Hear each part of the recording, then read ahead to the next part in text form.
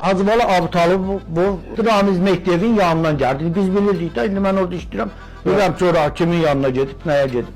Ramiz Mehdiyevin yanından gəldi ki, bugündən burada icra hakimiyyətində heç kim namaz qılmasın.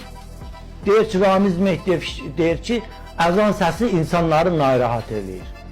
Məscidlərə deyirsiniz ki, əzan verilməsin. Bəli, məscidlərin də həmin vaxtı bir müddət əzanın səsini almağa nail oldular. Ramiz Mehdiyev deyir ki, əzan səsi insanları narahat edir. Əzan səsi kimi narahat edə bilər? Şeytanı.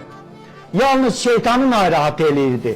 Çünki o şeytandır ki, belə şeylərə. Bəli, çünki o qoyur, belə bax dövlət sözlərinə cəhd edir. Qeyri-müsəlmanı, şeytanı, qeyri-milləti, çünki onun milli ruhlu, milli adət-ənənəli, biraz milli ailəsi, evi olan, bağlı olan, öz dövlətinə, millətinə bağlı, qeyrətli insanları, qeyrətli adamları görən gözü yox idi.